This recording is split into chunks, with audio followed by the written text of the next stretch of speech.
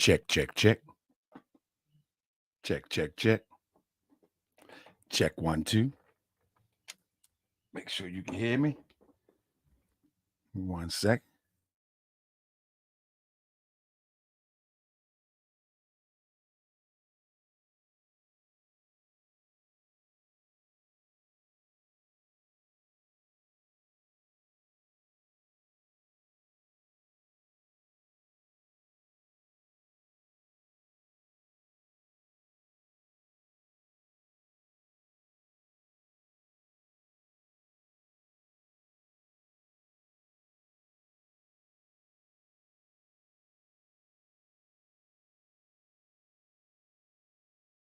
Check, check, check, check, check. Who gonna share this for me? Who gonna share this for me? Huh? Anybody gonna share this for me? I'm gonna see if I can share it myself. I mean, see if I can share it myself. Check 1, 2, check 1, 2. See if I can. All right. So, family, where y'all at? What they say on my show, where y'all at? So, listen, family, welcome to Noble Temple Podcast, family. Give me 1 second. We're going to get everything together. I want to give everybody a chance to come on in. And when they come on in, we're going to start. We're going to give it a second. We're going to give it a second. You know what I mean? Just give it a second. Don't nobody rush. I'm about to share this on Facebook real quick. And I ask you to do the same. So give me a few seconds and we're going to get started.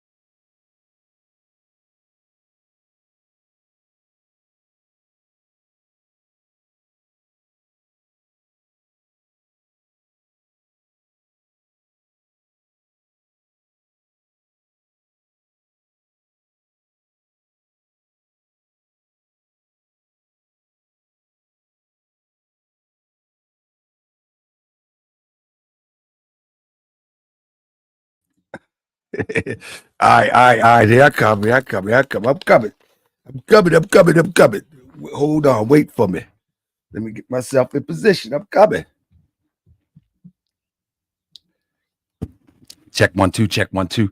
Check 1, 2. Family, we are live. We are live on Noble Temple Podcast. We have Supreme Grand Sheik Clarence Prather L in the building, and we will be discussing most of all topics about the resurrection, affectionately known, the Moorish Science Temple of America, affectionately known as Resurrection, Moorish Science Temple of America.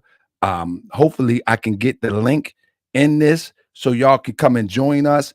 And before I get started, I definitely want to make a disclaimer and say that disagreeing is never disrespect.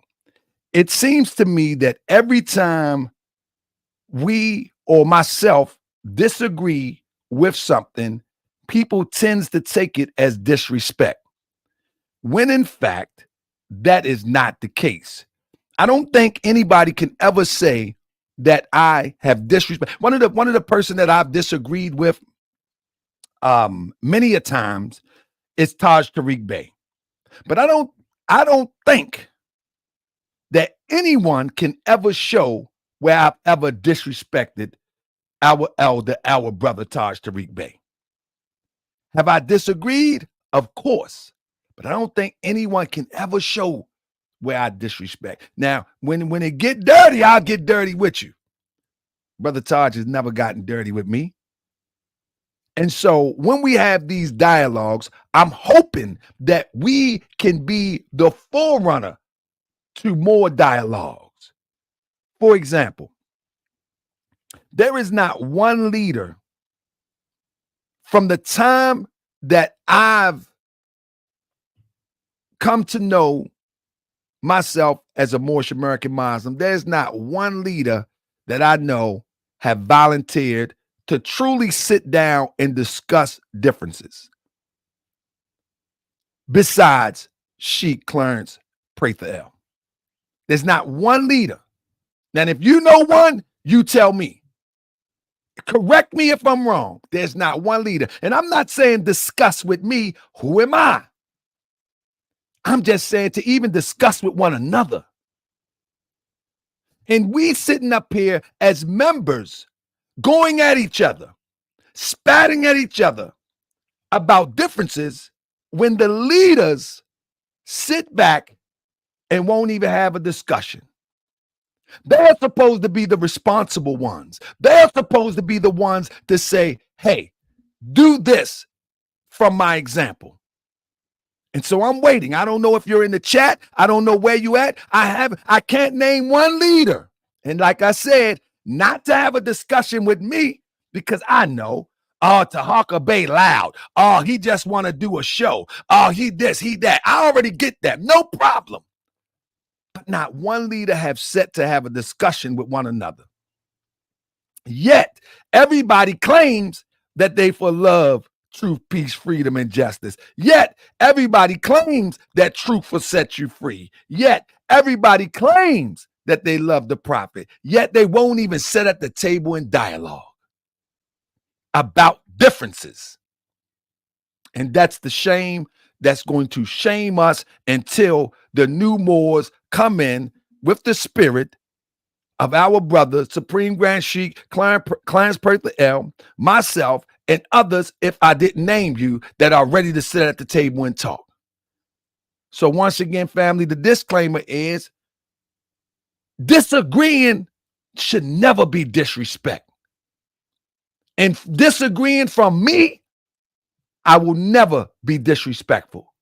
It wouldn't matter if you're Taharka Bey and I totally disagree with you.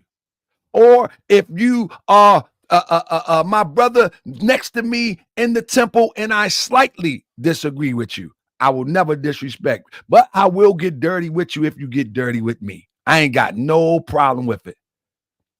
I mean, I ain't got no problem with it. I get super dirty. That's right. If you disrespect me, I'll get super dirty and ask Allah to give me strength to outwit you. Ask Allah to give me strength to drag you. Ask Allah to give me strength to knock the brains out your falsehood. But if you're respectful to me, I'm going to be respectful to you. And that's just what it is. Now, with that being said, we have an highly esteemed brother who have dedicated his entire life for the uplifting of our people. And now in this discussion, there will be some disagreements, but there will be no disrespect. However, the floor will majority be handed over to Sheik Clarence Prather so he can lay out his premise as to what is the standard and what has driven him for all these years. So with that being said, we bring our brother Sheik Clarence Prather into the building. Brother, how you doing?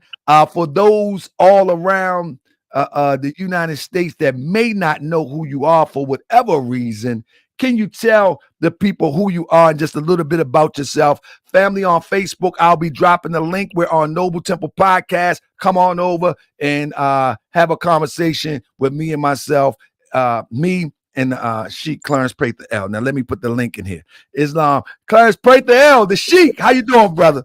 I'm doing wonderful, Moorish. I just want to thank you very much, worshiping Almighty God Allah for His mercy, Noble Ali, who raised up Grand Sheiks and ancient fathers, that we may have this gospel, that you can speak with the language and authority that you do speak.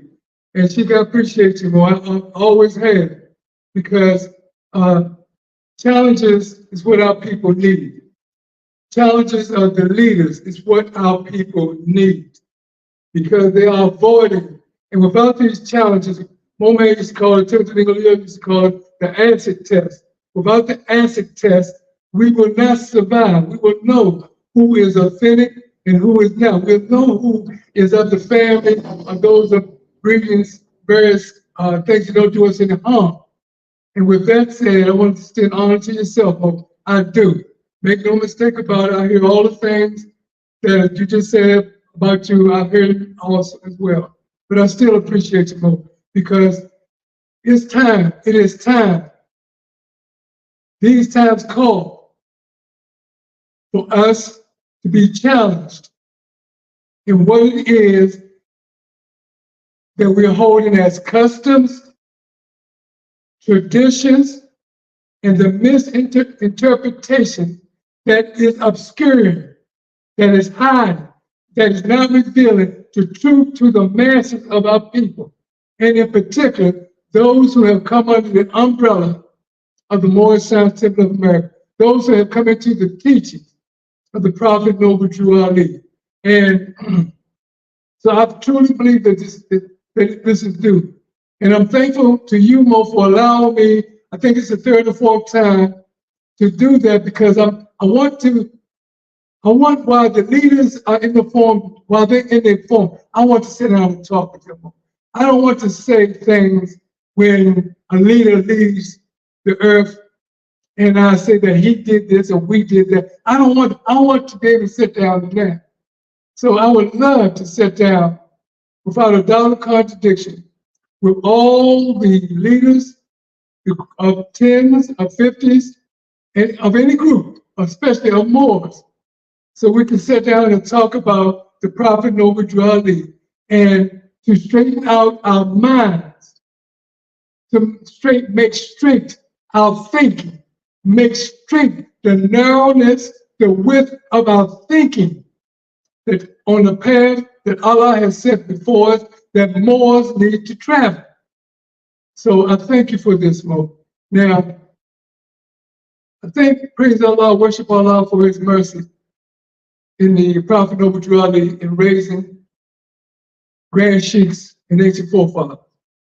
And I'm here to talk about one of my fathers, my father, but he is an ancient father of the Moorish Temple of America. A man that only somebody that don't know anything about this man could say anything derogatory about this man.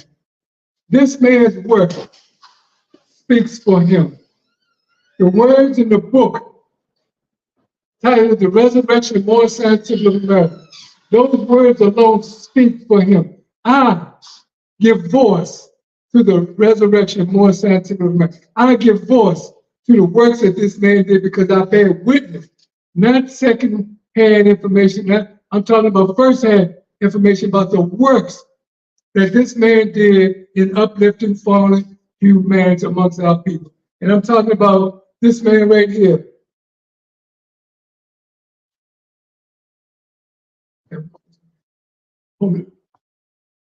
I'm talking about this man right here in his youth. Can you see that, Grand Sheik? Can you see that? as Grand Sheik Timothy Dingle and his brother Richardson Dingle. They did a mighty work in preserving the laws of the Moorish people of America, especially here in D.C. and in Maryland, with other giants, with other ancient fathers, such as Prince of Peace, Grand Mufti Porter Hill. Did some mighty, mighty works for the Moors in Moorish people of America that people don't know. People don't know about this man having going into hell and telling the devil to let the people go. Then he came upon the earth and he told Pharaoh to let the people go. And he did it all under love, truth, peace, freedom, and justice. He was not a Mason, as we know Masonry today, as we think about the order of Masonry. I'm talking about Timothy Dingle, Noble Drew Ali. I'm talking about the author of this book right here. Can you see that book right here? Yeah. This book has been our salvation. This book has enlightened. There's not a Moorish American's home that I have gone into, north, south, east, or west, Chicago,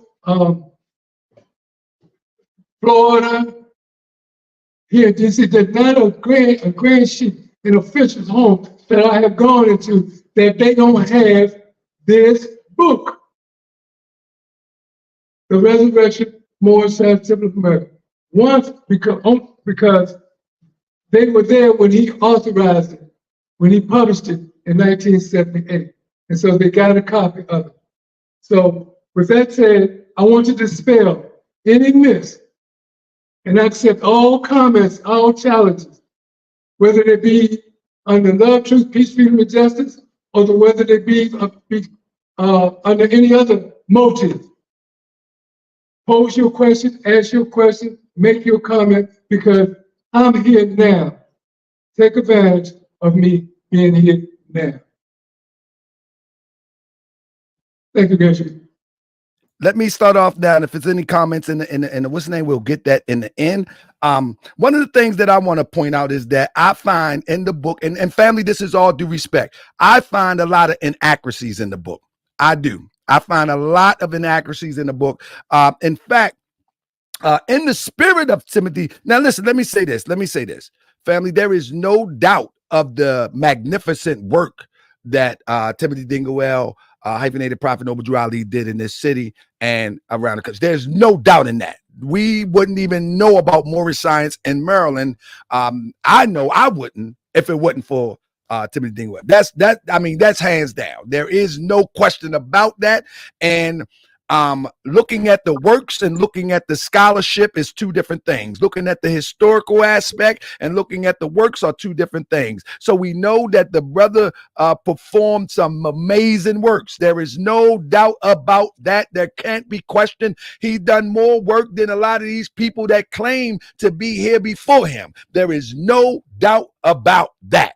Now, however, when we look at the historical aspect and the scholarship that was displayed in the book, me and Denamel did a presentation last week, and we was talking about the foundation of the resurrection. And the foundation of the resurrection, to my understanding, and according to the resurrection, we're talking about the book. The foundation of this is predicated upon that Prophet Noble Drew Ali, his works fell into public domain, and that the claim of Timothy Dingle was that he pulled it out of public domain and put it under federal copyright law.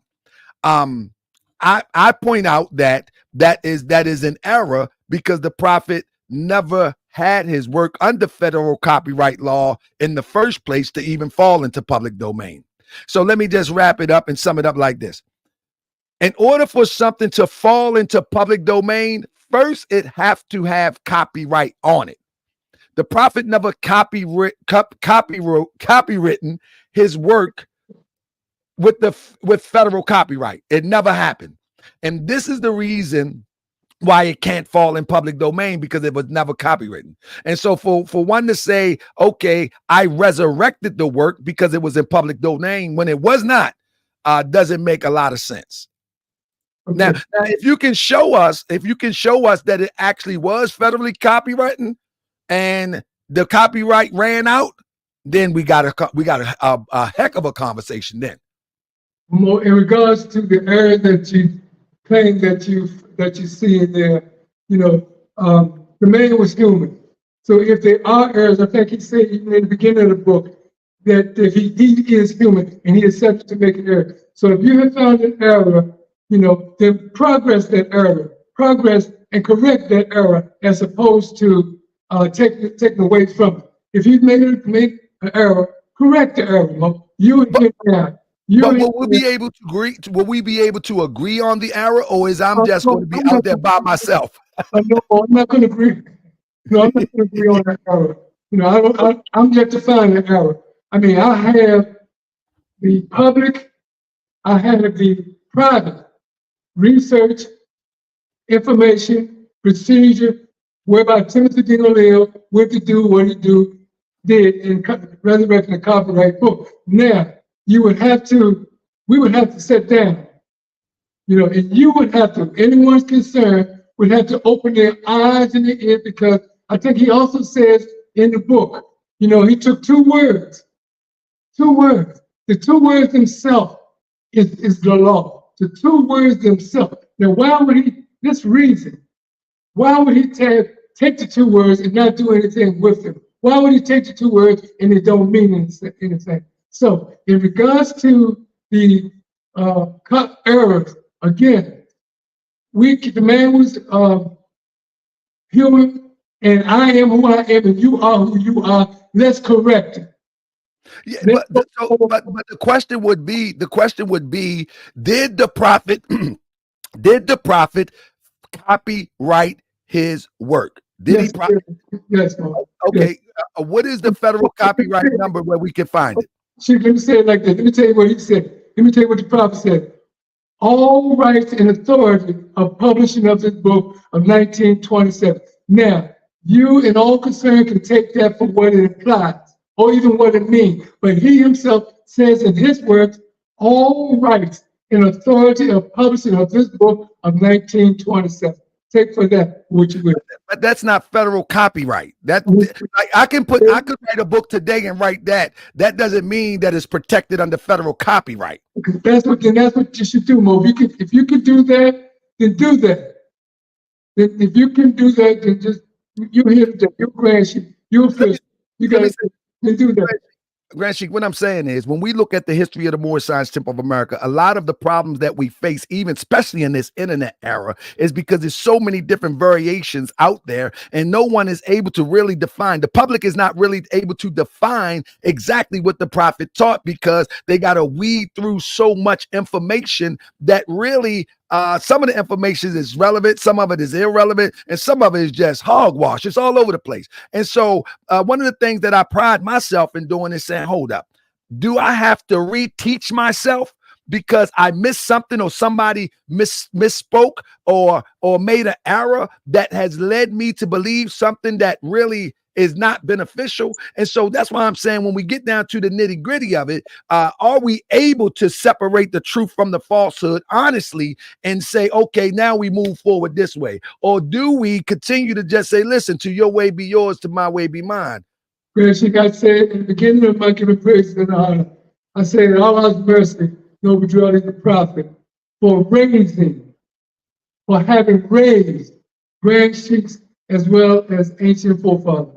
The prophet himself declared a new era time. There is nothing that we can do or what took place in the past or what we're doing now, argue about it, disagreeing about it, while our salvation and bread is eaten by another. I must honestly, Grand Sheik, am not concerned about the past. Allah has dealt with those that were in the past. Allah he himself says in the law, any group of members or malicious feelings will receive their reward from Allah. So those brothers and sisters have been dealt with, but Allah himself has raised Grand Sheiks today to carry this movement forward and not be concerned about problems we can only argue about generation after generation after generation. I said, wait a minute, Grand Sheik, please.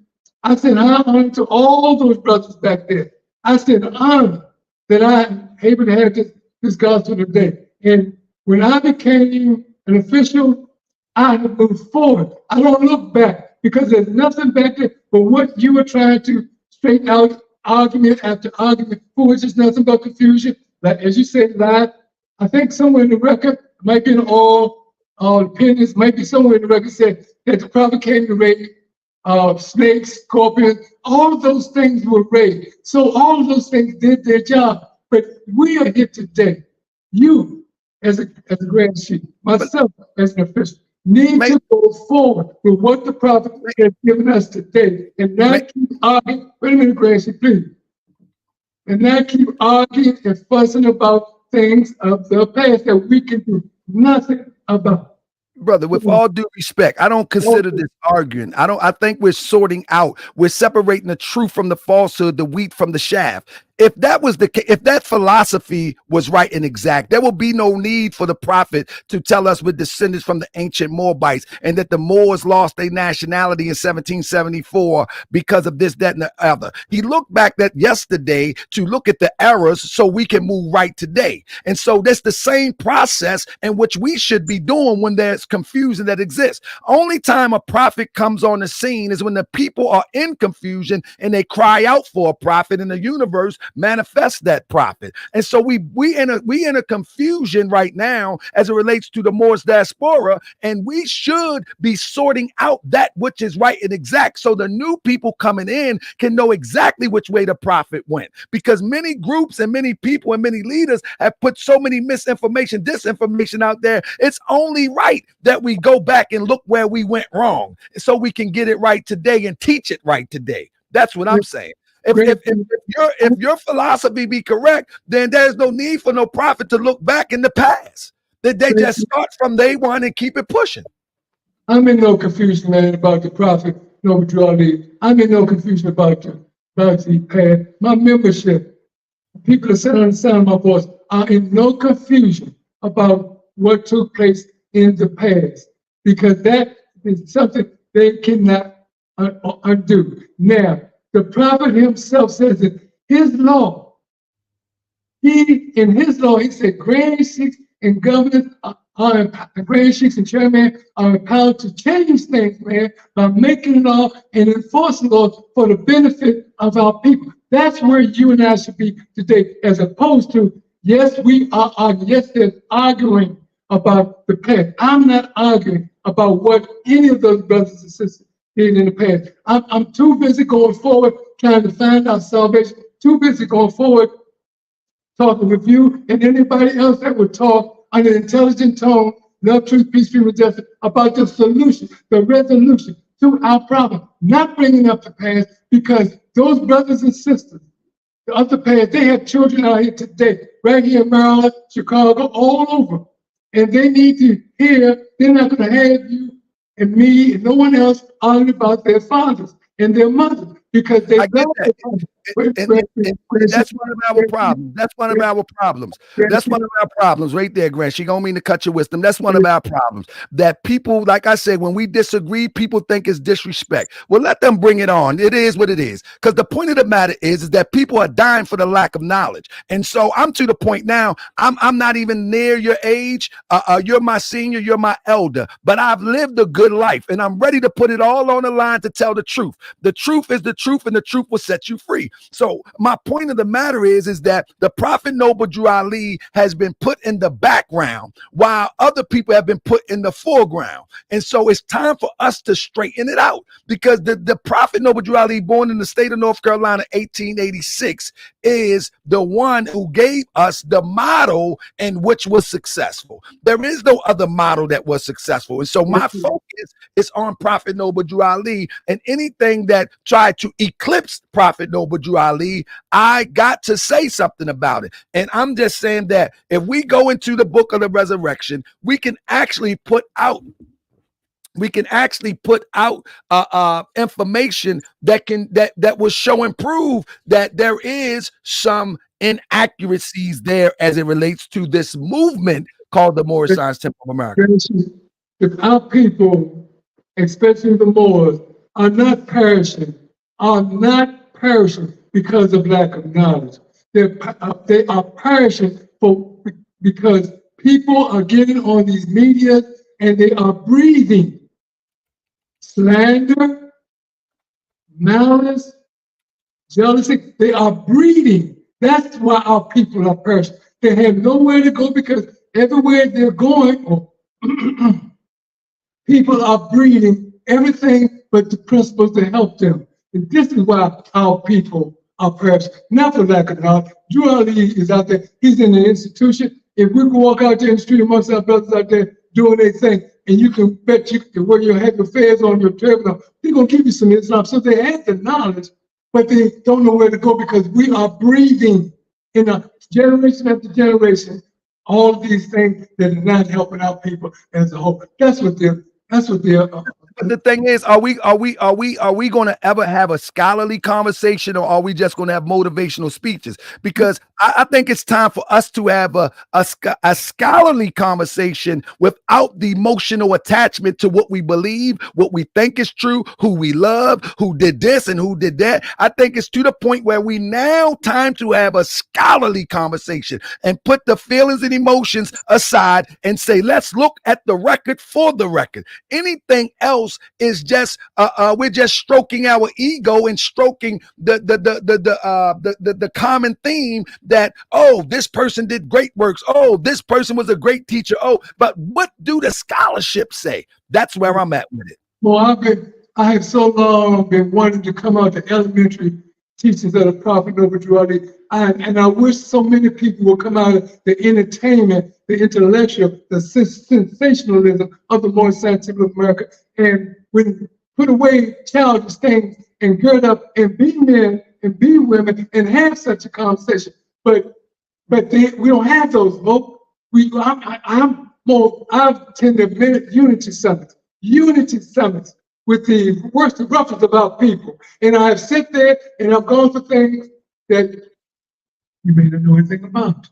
Unity summits, where we have tried to do these things. Set closed. I've had doors closed. I've had muftis as well as sergeant stand on the outside of doors as well as on the inside of doors and dare people to try to exit before we solved our problem.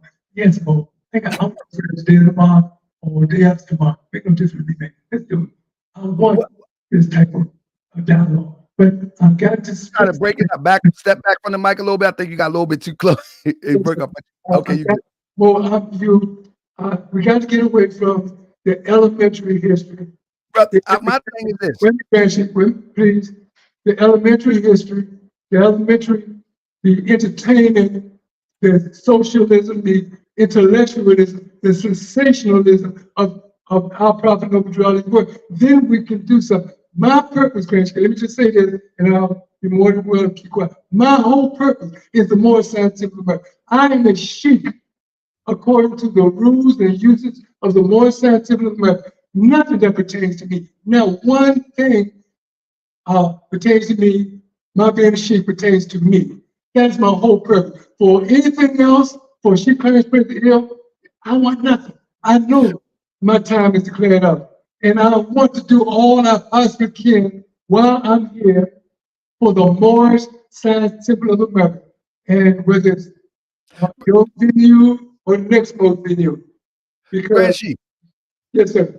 Are you of the thought that what the prophet gave us is a direct path to liberation? And when I say that, what he gave us from the doctrine of the Holy Quran of the Moorish Science Temple of America to the structure of the system that governs the Moorish Science Temple of America. And I'm talking about the whole system from the Supreme Grand Council to the Grand Body to the membership to the Grand Sheik, the Assistant Grand Sheik, the whole system.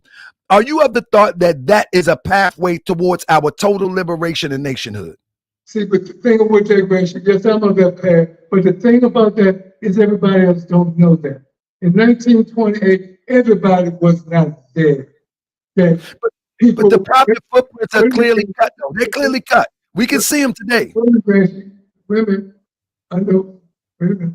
You asked me a question, Okay. and I'm about to tell you that everybody that say they know, they do not know. Everybody claims they know, they do not know. Everybody putting a semblance of truth. They really, truly don't know. Because if they did know, I'm almost 101% sure they will be sitting as I am currently sitting, patient, listening to what they have to say, and wouldn't be pointing finger, wouldn't be slandering anything, wouldn't be building myself upon the shoulders of people that are going to crush, that we're crushing under our feet, trying to build ourselves up. So what I'm saying is they don't know. And I tell you, were people that were present that were actually with the prophet, that sit down and they listen because they realize that there is still much wisdom to be learned. Yes, well, Exactly. So if there's much wisdom to be learned, why the prophet said there's much wisdom to be learned from the descendants from our descendants. Let me just paraphrase it like that. So if there's still much wisdom to be learned, then why would we not acknowledge that we could have missed the mark? You know what I'm saying? Why don't we look back, examine, and say where we went wrong, whoever we may be, and correct it so we can move properly? Because the way that the prophet moved, it was successful in 3 years. We still struggling. Well, I think I'm almost sure you're familiar with this. The unity, whole instruction from the prophet, the unity of life.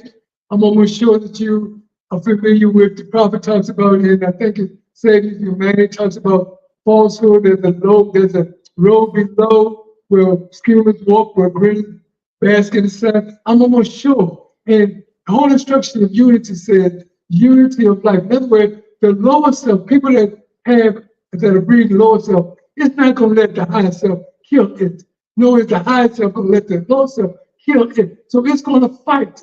This is one of the reasons why we're in a condition. Because that lower self is fighting to stay alive, and we won't kill him, destroy that lower self, that lower thought, that lower existence, because he offers us so much in the world. And this is one of the reasons why that wisdom, they don't hear anymore. They don't see. They only hear sensationalism. They only think.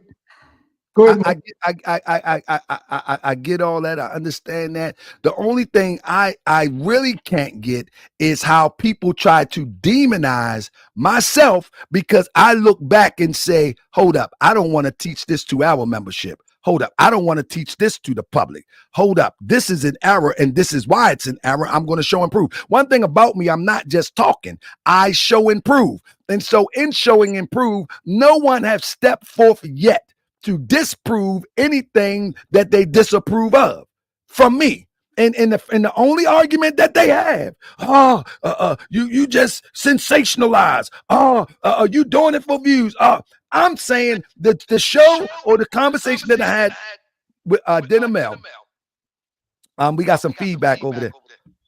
The demonstration that I had with Dingle, I put stuff on the screen, and there is not one person that did their own video to debunk it. Let me call names for 1 second because she's in the chat. Sister Sheila Seabreeze Bay. She's always coming hardcore, and I get it. I've known her for years. It's all good.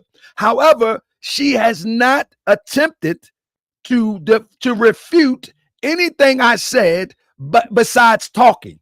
And now, so we need to get to the point where, okay, if you say this, if I show something, a document, and I show something, before we get to talking, we should be able to refute it with an opposing document. Or we're just saying, let's hold hands, let's get along, and everything gonna work itself out. Your mic went down. I don't know what just happened. And I got an echo now. In regards to all the different versions that you make reference to, the prophet. Let me make sure people get. I think your mic went out. Can you hear me now, Reggie? I can hear you, but you're not loud as you was, and I got an echo.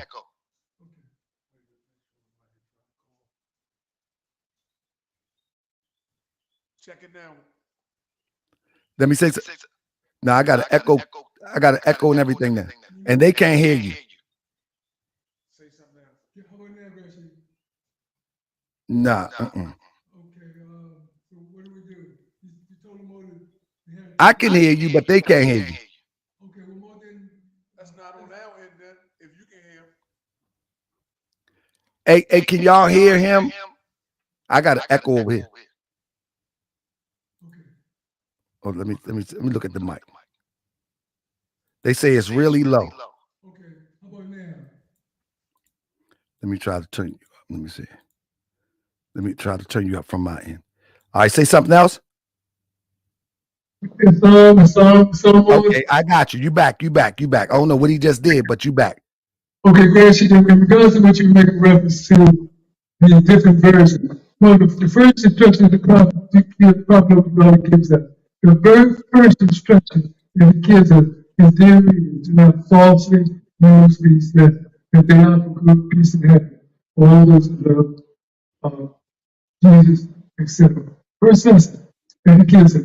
So, and not only that, but all people today have the Old Command, the questionnaire, the Constitution, they all have. And I'm thinking that they should know what they have the mind to discern between what is truthful and what is falsehood. So it's not the people, Gracie.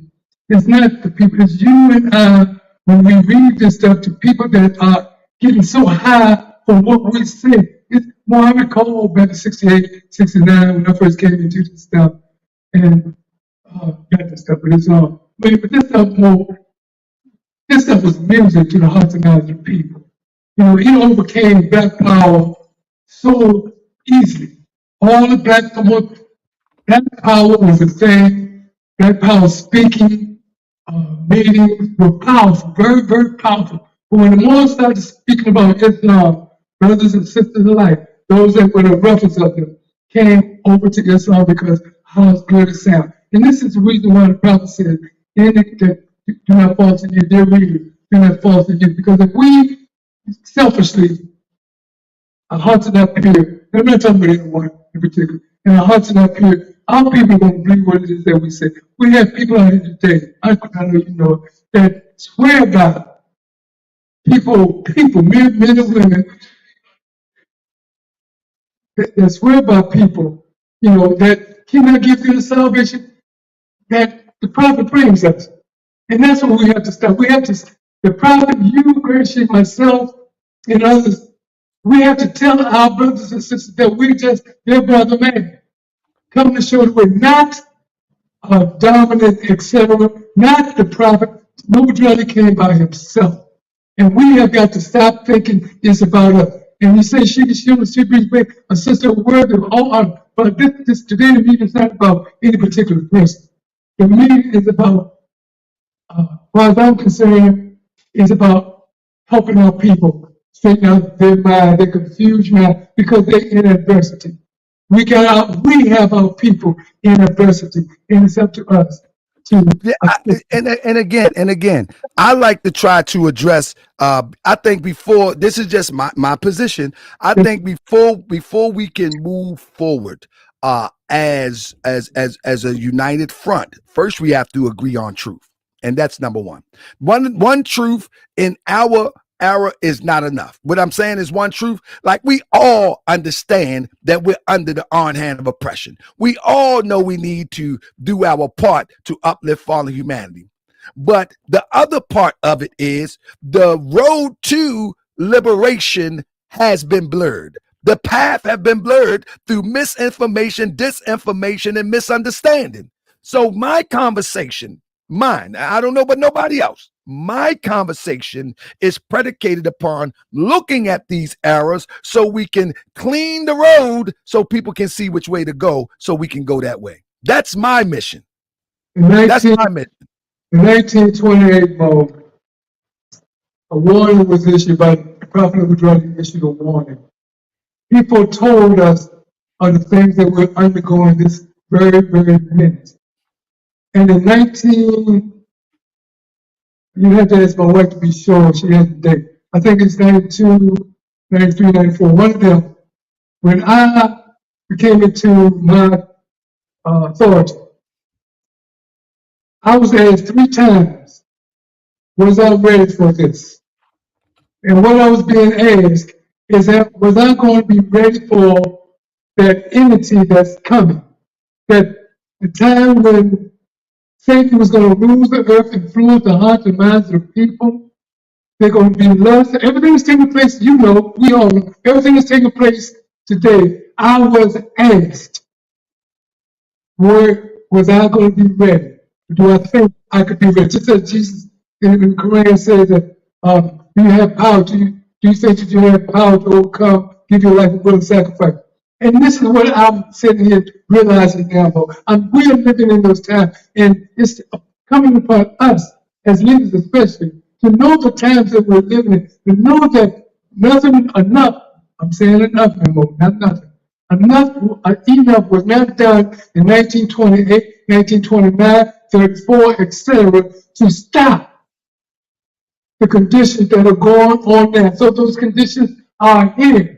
And we have to face them in the principles of love, truth, peace, freedom, and justice. And we can't bark one another down. I'm not going to bark you down. Let me say this. One of the things that let me make sure I can hear myself. One of the things that I remember when I was young. Now, this has been years ago. I remember when I was young. And we pride ourselves on Timothy Dingle setting the sister down. And if I draw, you cut. That was one of the things I tell people all the time. When I came through, there was other groups, but the Timmy Moors, they didn't play. They did not play. They was ready for whatever. I'm talking about all the way down to whatever ever. And I think I heard it, a lot of that spirit, you know. And when we look at this, it says, if I draw, you're cut. And Timothy Dingle, hyphenated prophet Noble Drew Ali, was always ready.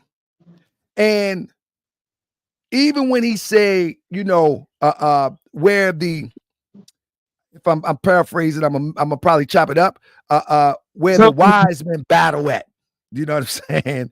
Or the where they battle at. No matter where the battle was at, he was ready. Intellectual, spiritual, he was ready. And he tells you in here he was ready. You know what I mean? So now, in this day of time, don't nobody want to sit at the table of solutions and find out where we went wrong. We always seem to be, I know my conversations with people, it always seems to, well, you know, let's not stir up old dust. Well, you know, let's not trample on those that came before us. Well, you know, but I'm saying to myself that in our history as the Moorish Science Temple of America lies our answer to where we need to go. Because obviously we wouldn't be here if back then was right and exact. Well, we all have a dress in the Grand Sheik. And when you said that when you came through, there were many groups. Well, when I come through, there was only one. There was only one. There was.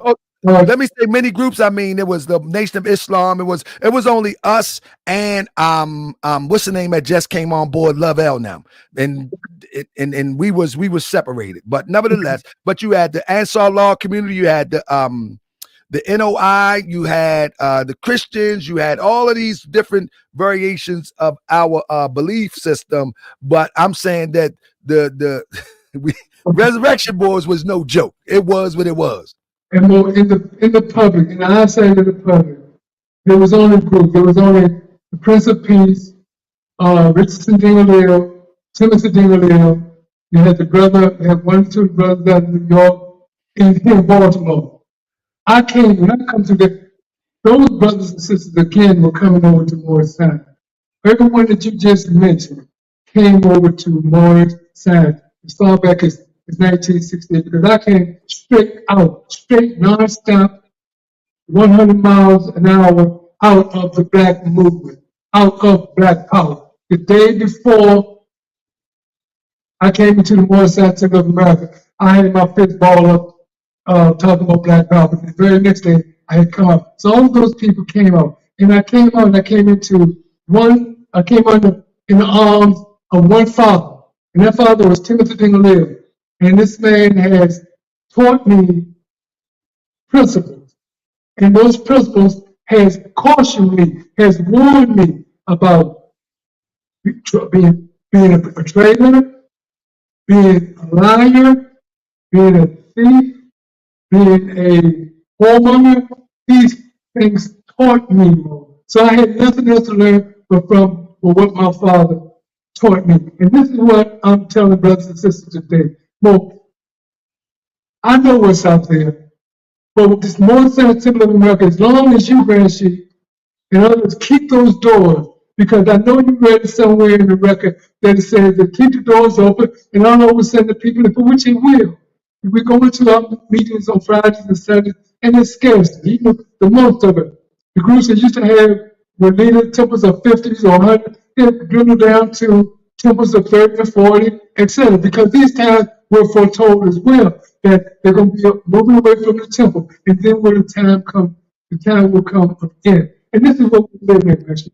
But what happens when this young generation comes in and they ask questions and they say this younger generation, they got questions and we should have answers, and they say, well, how is it that the premise of resurrection is predicated upon federal copyright? I googled it. I went to the copyright office. There never was a copyright on the prophet works. How can Timothy Dingle claim to be the resurrected prophet Noble Drew Ali, as he called himself the new author, and called Prophet Noble Drew Ali the old author? How is that possible when I went there? This generation here, they're a researching generation. I went to the copyright office. I made calls. I Googled it. I did everything I could do, and they informed me that there is no copyright. There never was a copyright in 1927 of the Holy Quran of the Moorish Temple of America or any of the prophets' work.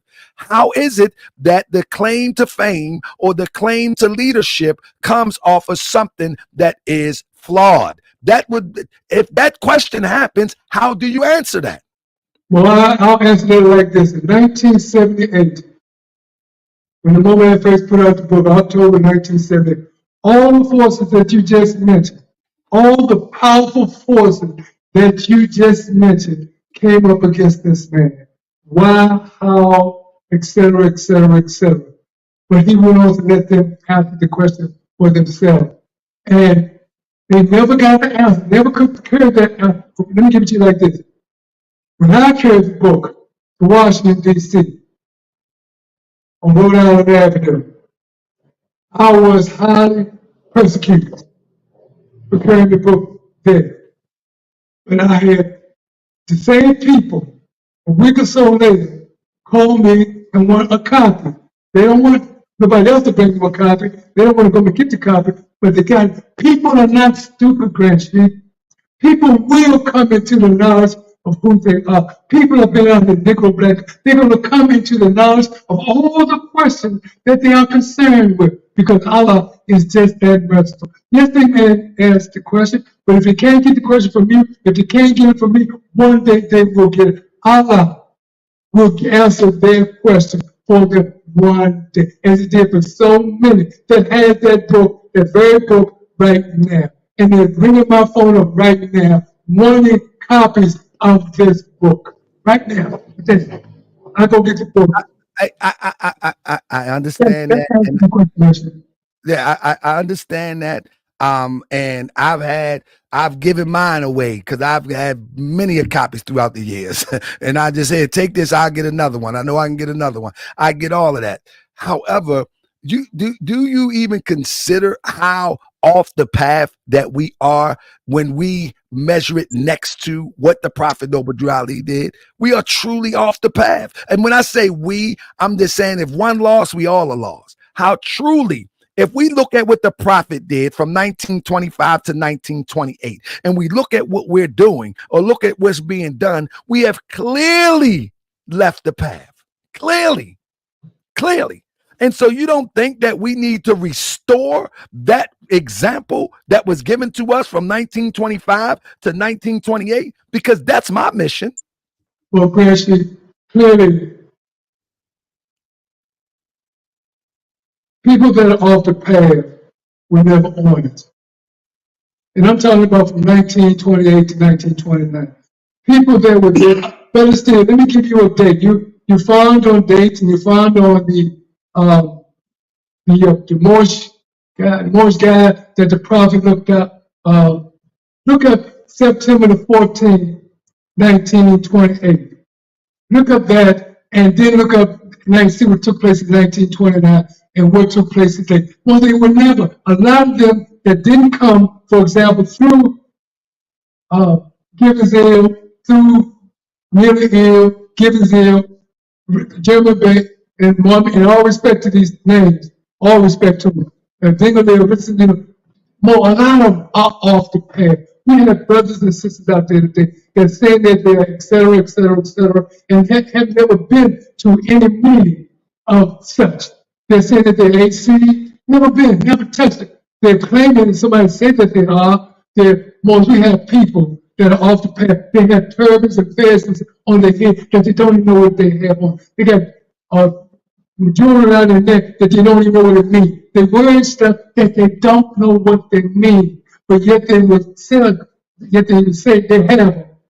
But yes, well, I know they're off the path. And it's until we have meetings like this, till you and I sit down and answer these questions. And then they'll get back on the path because they're full path according to the Quran. Let me say this. I really I've been searching for years and years and years and years, and not until I was able to be introduced to Belial by the way of my former Grand Sheik Edwardsell. I was able to see some things to see how we missed the mark. You know what I mean? And I'm talking about structurally. And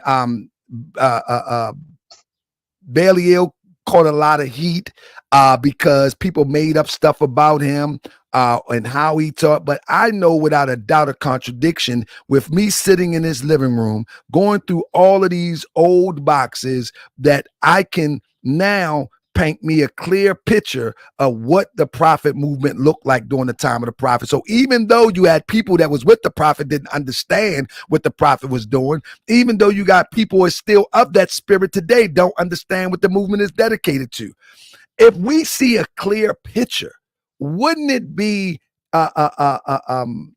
wouldn't it just make sense that we teach the clear picture next to the blurry picture so those who coming in can do it right? So even if we transition, at least we put the clear picture, because we should be metamorphosing from an organization into a government. We should be metamorphosing in an organization into a nation. In fact, we sound more like church than we sound more like nonprofit groups that just want to give people sandwiches. And all of that's important too. We need the gospel. We need sandwiches. We need coats. But we also are behind as it relates to this organizational structure that is engineered to push us straight into nationhood.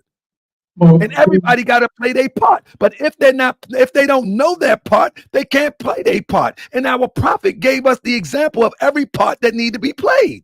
That's what grieves me the most. Not so much that our people are in the condition that they're in, but what grieves me so very gravely is that our people, Moors, have had these records for countless years, and they still don't know the instructions of them. That's what got me puzzled. When everything that I've got from the time that I first got it, it was always explained to me in detail what it is that I have. It's not in having, it's knowing the use. And this is what our brothers and sisters miss out on, is the use of what it is that they have. Now, there is instruction, but everybody that didn't make 1928 is missing out on it. And a lot of things took place. You have all the articles, I see you with them, you explain it and expound on them. So I know that they have them, and a lot of things are missing. And the structure, my man, is with people like yourself and myself. This is the structure, right? And what we're doing now. Because I demonstrate no matter what the problem is, if there's a problem, sit down and resolve. Don't run from it, because the moment used to teach us about the lion and the lamb, you know. And this is how we demonstrate. We don't run from anything. We don't have time to run. He used to teach us that if you run, you're bound to get caught. So yeah, a lot of the structure, we need to know the structure. And there's so many young brothers and sisters out there functioning with temple, and they are teaching like the church. And I want to talk about nobody and get no backlash from this, but I want to say, you know, the Man, structure let me say this. I wish me and you, I wish that me and you were together 25, 30 years ago. We'd have been rocking some worlds, because I'm glad she's 25, 30 years ago. Because brother, you say stuff and people not really hearing what you're saying. They think you're just talking, and I can tell over the years you have mastered the art of speaking in dualities, so one can get it, and one that don't get it, it might just go over their head. But I know that 25 years or 30 years ago, you was I'm probably you right now from this.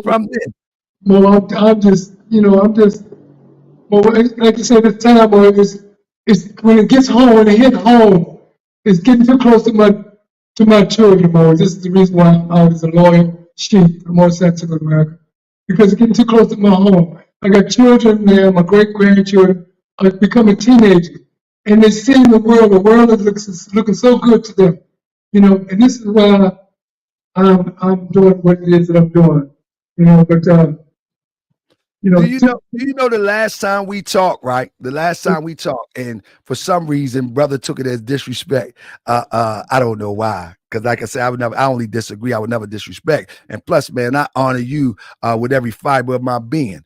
However, I'm still passionate in what I stand for. But with that being said, do you know Dingle, one of the young Dingle, came knock on my door? We had a good conversation though. He's like, you can't do that. You can't be talking about the Mo. You can't be. And but it's to your point that many people are real passionate. Many people are real passionate about our ancient forefathers. Many people, and I think this it what's stopped from a lot of conversations happening too. And so I honor you for even taking the time to have this conversation, because most people, you used to get hit in the mouth about this. Not you, but the individual. You get hit in the mouth. Me too. That's it. You know what I mean?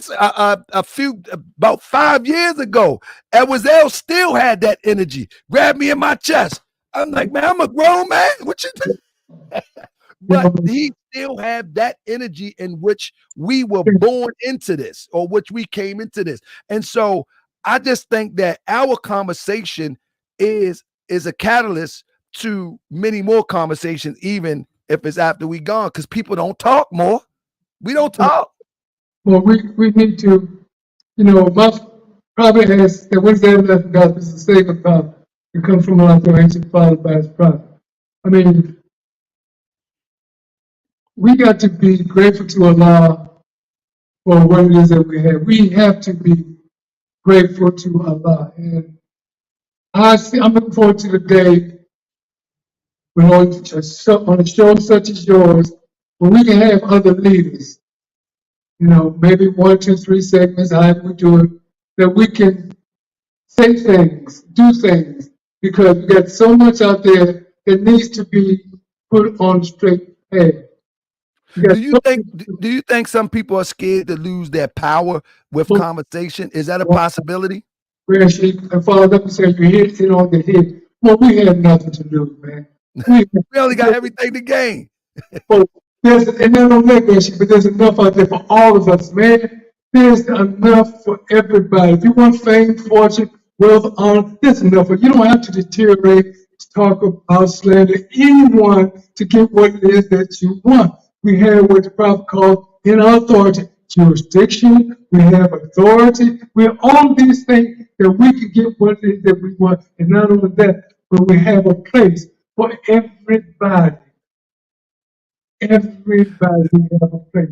But One we of the can't go ahead, Grand Sheik. I apologize. One of the things that I do know though, and I have to continue to underscore it, that the prophet put together the organization, the grand body of the Moorish Science Temple of America, the Grand Sheik, uh, uh, uh, um, the assistant Grand Sheik, and the whole council, Yeah, and all of this is a government. Do you know what I mean? This is an organization that every position metamorphoses into governmental positions. You know, and it's like we're stuck in a church or if you will, a masjid phase, you know. And in the Moorish Science Temple of America, we supposed to be all inclusive, whether it's government, whether it's spiritual, whether it's cultural, economic, sociology, political, whatever it is, it's supposed to be all inclusive. But it seems to me that we are stuck into the religious, spiritual illusion that has no power, has no saving power. The one that the prophet talk about in the Quran. It's like we stuck right there. They got ears, but they can't hear. They don't got a heart to sympathize. And this is the ideal we seem to be stuck in. And nobody seems to say, okay, hold up, pause, stop the brakes. Let's look back and see what's most important, and let's go from that. And I think structurally, like many more, brother, you said in the beginning, you said that if you're still doing drugs or whatever the case may be, all of these extracurricular things, you know what I mean? Because structurally, many people don't know what to follow. You know, structurally, they don't have a custom to follow. We have yet to establish even customs that one can listen. We got so much that we can do, but we have to have the structure in which to operate in, and that structure has to be emphatically what the prophet operated in. Grand Sheik, can I ask you a question? Absolutely. Have you ever heard you saying we have everything? Everything that you just mentioned, we have everything. All we need are the people. Well, there's a more. You talk about Grand Sheik Clarence Prather. You talk about Billy. Well, we have everything. The structure, we have all that you just mentioned. All we need are the people to teach it to them. Prepare to instruct them in. We have everything. Everything that you just mentioned. And believe it or not, more a lot of it is written. And I'm not saying that I have it all. I'm just saying I have my portion. But if we have everything, all we need are the people. Good, clean, moral people to carry out building this kingdom of Moorish Science of America on earth. Sheik Charles Brown L showed me something, painted a picture for me years ago, probably 4 years ago. He painted a picture for me that I never forget. He painted a picture for me that I never forget. He said, Mo, listen, Mo, you got to do your demonstration, Mo. He said, because there is some people that came under leaders that took them out of the streets, helped them get off of drugs and saved their life. He said, Mo, you're going to have to understand that they are going to honor that leader, and they are not going to lay that leader down to follow someone else. And I think that's going to be a major problem, because I don't think we have to let those teachers go that enlightened us, but we do have to move correctly. But he did paint a serious picture for me. And I remember people coming in, half 1 foot in the grave and one on a banana peel, beat up, looking crazy. And I watched them transition through the teachings of the Prophet Noble Drew Ali, Timothy Dingle. I watched them transition. And now, you know, it's when a person say, okay, now I'm gonna let that go and go this way, but you don't have to let it go. But we do have to move correctly. Well, I'll tell anybody, Reggie. I'll tell anybody, I'll tell everybody, I don't care who you are, honor your mother and your father. But the man who gave you through the breath of life of Islamism into your lungs and have you stop doing what you were doing out there in the world that was mischievous and cause you to live according to what you understand, or truth, peace, freedom, just honor that person, honor that man. It's just that man has to come and get with other fathers, and then we'll be fathers of nations. Grand Sheik, something happened. When something happened. Can you hear me, Mo? Something happened. You good? I put you on full screen. Okay. You all right? You all right? Keep talking. Okay. Yeah, Mo. Honor you. I tell everybody. I mean, I hate. Not the word hate, but I dislike it when a person come amongst and don't want to. I know who their father is. And I know they know their father, spiritual father, and they don't honor. I encourage, because it's the Lord. Honor the person that gave you your life, no matter what anybody has done. Somebody's going to love the worst is a personality. The people that are out there in the street, we may dislike them greatly, but you can make best to show there's somebody that love them. And this is what we got to realize. The noble aspect of a person's life is what we honor. And this is what we got to realize. So honor your mother and your father. I'm going to honor. You may not know who he is until you tell me, but I'm going to honor them. And I'm not going to talk against them, no matter what they do. Just make this disclaimer now. I don't talk about people. I truly do not slander people. And when you said earlier about the issue of truth, that's where I think I'm coming from. When someone asks me a question about Timothy Dingle or anyone else, I'm going to tell you my portion of the truth about that person. No matter what they have done, no matter how much of they have done, I'm not, because I don't want that karma. I don't want. Let me say this, Grand Sheik. And that's another thing that we do. We call truth slander. Truth and slander are two different things. If someone asks me a question and I'm being brutally honest, or I'm being thoroughly honest in my research, that is not slander. And we make people feel guilty for telling the truth when we are taught that the truth sets you free. Like, we can't have it both ways. If I give you my research on something and I say, this is the truth, the research proves it, historical account proves it, everything that I could come up with proves that this is the truth. And one would say, no, this is my teacher. This is my leader. No. You are slandering my leader. Now you have made someone feel guilty for telling the truth. Not you per se, but this is a common thing in Moorish Science Temple of America. They make people feel guilty for telling the truth. And then they start quoting Acts. Oh, the prophet said, do not speak radical. Like, no, the prophet ain't tell you to cover a lie either. The prophet said, naturally, the man desire the truth. But what is before him was not comprehended. So we have to be delicate. You may, I'm just saying, Bridget, you just may be a little bit forceful because what you say is powerful.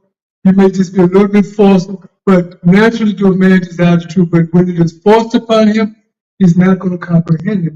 And that very well be your issue, my issue, any one of our issues. But people But I think that style has been utilized. Tried to, like, when I was coming up, they was like, "Oh, you ain't ready for that, Mo." I know you remember those sayings, "Mo, you ain't ready for that." Study, Mo, you ain't ready for that. I believe that style is played out. I believe right now we are in the information age, and we just gotta go raw with it, uncut raw. When someone do a sign and symbol, tell the people what it means. Tell the people what it is. Because if you got the ear and the heart to know what it is, then you know what it is. Just tell the people what it is. If just like people say, "Oh, brother Taharka Bey talking the adapt stuff," I hear people say, "I ain't talking no adapt. I'm talking regular language." And if you got the spirit of an adapt, you can hear the regular language. If you don't, you won't hear. Those who got ear, let them hear. Those who don't, they won't. And so we're at the point now that the casualties of our people are so astronomical that it's imperative that we come with holy breath, that we come with raw truth, that we come with uncut truth. No matter who it offends, we must come with it, because we already tried the smooth over way. We already tried the soft persuasion. We already tried that way, and it doesn't appear to work. So now we got to go raw. that man is the spirit of Allah. Man is going to manifest into the flesh and blood of Allah. That we control this. We are the sole controller of our universe. It's us that's going to change this. It's not going to change by itself. And we got to go with raw truth, uncut. If they get offended, let them get offended. So what? You can't help us anyway because you're too emotional. You can't move forward and build nothing with your emotional self. We need someone who is ready to receive the truth, accept it, and say, I was wrong, I was in error, let's go. Those going to be the true builders. The ones that get emotional and fall all apart and get all sensitive, we can't use them anyway. So why am I making concessions for them? No, Grand Sheik, not no more. I'm not making concessions for them weak bodies. We don't need them. This is a field open to strong men and women. We don't need them weak bodies that can't handle the raw. And you got strong by having gone through it. There are those out there that haven't gone through it, and they're just coming into more similar to America. And you got women, you know, and you have children, and you have people that don't have the strength that you have. They're solving their problem to get where you are, to demonstrate what you've demonstrated. And it's going to take another example, you know, take another power. And if it's holy breath, no matter how it's done, it's going to overcome any and every situation. We learned that from Marcus Garvey, you know, how he came over hearts and minds, all this stuff is taken at the people, like they're doing this time. So I'm thinking that, you know, noise, when we make noise and what it is that we say, you know, a clinging symbol, you know, I think it's something. If we don't have love, and we say, hey, we have some powerful stuff to say, well, we're clinging noise. And some people might be realizing that that's what we are, a sounding gong, instead of the sweet melody, harmonious, that would appeal to a person's soul, as opposed to, you know, trying to force them to accept something that you know that you feel strongly about. It's just not going to be done that way. Yeah, but I don't believe that you can force no one to accept it. They got to come at their own free will. But those who got ears, they will hear. You know what I'm saying? They're going to hear and they're going to know what it is. Their spirit is going to wake up and they're going to hear it. Those whose spirit don't wake up to the raw truth, those are not the true workers right now. Maybe in another time, but right now, we need the raw truth to wake up the raw energy. The same raw energy that got them turning guns on each other. The same raw energy that got them smoking blunts one after another like Newports. The same raw energy that have to be reversed. That falsehood have to be reversed. And they need that same raw truth. They need that same raw truth. And those who wake up, those will be the ones that work. Those that don't wake up, then hey, they got to go back to church. Honestly, in all due respect, I mean, it sounds like what I was hearing back during the 60s. That's the type of thing that had me ready to pick up arms, pick up a gun, back during the 60s, go shoot the white man, go kill the white man, and all of these type of things. Because the people didn't have the compassion, didn't have the understanding back then, or what it is that they were inspiring us to do. They didn't realize the influence that they had over us in their speaking. They didn't realize that. And as a result, man, we picked up arms against somebody that had no problem with wiping us out, as history reflects. And this is what we have to be cautious of when we're talking to people. And then there are the women, then there are the children, and then we have some strong women. Make no mistake about that. We have some strong men, but we also have some that need us to hold need their hands held. That's in chapter 10, where the Quran speaks about. Well, Grand Sheik, are there any questions or comments on the line, if you don't mind? If anybody got any questions, get them in so we can't hold the Grand Sheik all night. Get them in. So what I'm saying is we have to complement the raw truth with the other side of the raw truth, and the other side of the raw truth is that we won't step on the meanest worm. You know what I'm saying? You can't have one side of the raw truth as saying that, oh, we the flesh and blood of Allah, and we create our own and we build our own, and you power people up, but then not remind them that a true Muslim would not even step on the meanest worm. So we got to balance out. You know what I mean? A wise teacher would know how to balance out those truths that's in our Holy Quran of the Moorish Science Temple of America. Because yet it do tell us how to move in that divine space of moving forward with the strength and the power and the force of Allah. But it also tells us to be cautious. You know, and so we have to balance it out. And there's nothing wrong with balancing out. That the problem is that when we begin to talk these truths, we seem to imply that people are not going to get it, or if we challenge the historical aspect of it, we say that a person is slandering, or we say that we're stepping on somebody to raise yourself up, when that's not the case. If that was the case, then there is no way that we would be where we're at today, because everything that we know today is on the shoulders of yesterday. And when a prophet comes, he looks at the errors of yesterday in order to move us forward today. If that was the case, the prophet would have no reason to say you are not Negro, black, and colored. Because guess what? We ain't got to argue about that. We ain't got to deal with that. The prophet was bold and like, we are not that. And who wants some smoke with it? Who wants some smoke? We are not there. And so he looked at today, the day of his day. He looked at yesterday, how we got there, and he was there to correct it. And if we don't move in that vein, we're going to stay in a perpetual roaming in the desert, no different than the Israelites, for another 400 years. Period, point blank. We have to address it. Oh, I pray all not going to be that long, Mark. And I know it's not going to be that long, because all evidence, all evidence points to things change, make things are changing, Mark. I mean, let me ask y'all, family. I don't mean to cut your wisdom, family. Do y'all have any questions about the Resurrection Moorish Science Temple of America Incorporated? And I'm quoting from the book, The Resurrection Moorish Science Temple of America Incorporated. Do anybody have any questions? Anybody? And the thing is, Grand Sheik, I get a lot of flack. Because I choose to take the road to look at where we went wrong. Do you know what I mean? And I don't mind.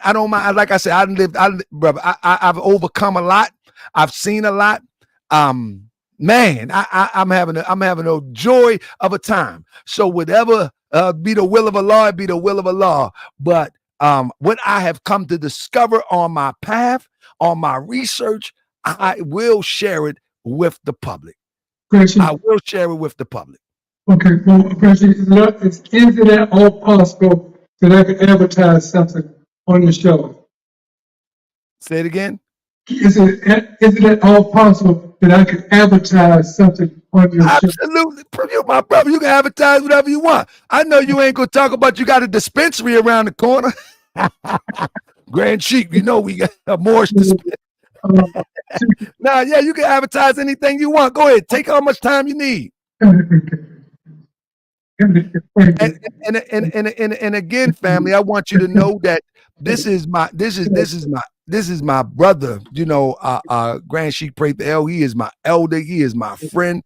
I admire the brother. The brother is the only brother. I know I'm going to offend somebody with this, but the brother is one of the only brother. He is the only brother in the city that have kept things going unbroken and continue to build for as long as he have. There is not a person, I'm sorry if you're offended, there is not a person in Baltimore City that have the track record like Clarence Prather L, the Supreme Grand Sheik. There is not one. I respect my brothers. I love my brothers. Trust me on this. But his track record speak for itself. I might get a little loud. I'm never being disrespectful, but I'm gonna tell you, family, when they speak of Moorish in Baltimore, they say Milton Avenue, and that's because of Grand Sheik Prather L. They don't say Taharka Bey. They say Taharka Bey because of Moorish World TV. They say Clarence Prather L, or if they don't know the brother name, they say Milton Avenue. And that's because of the work that he has done in this city for a number of years. So family, I'm telling you, don't ever, ever take our passion as we disagreeable and in a fight with one another. Period, point blank. But come on, brother.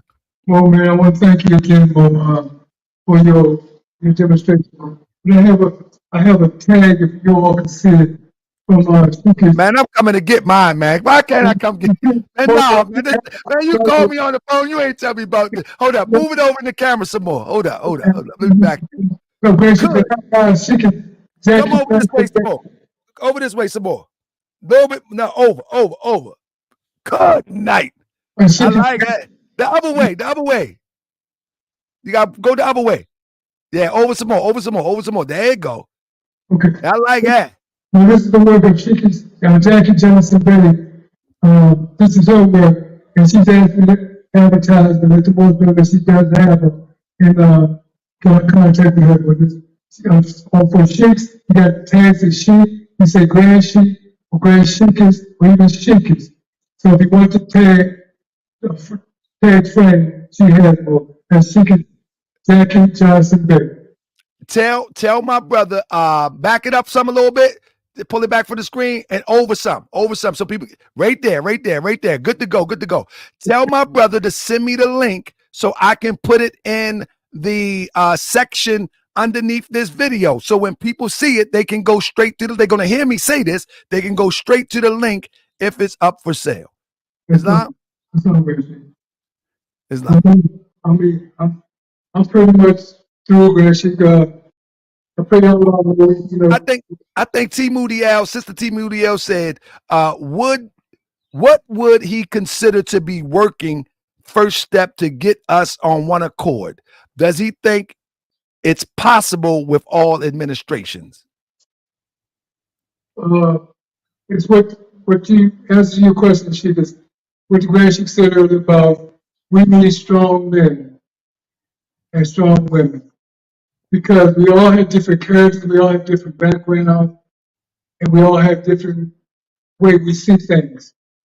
And we need to throw that out the door, keep it outside, go into a closed room door, and stay there until we come out with the understanding that we need. You understand myself, and I understand you.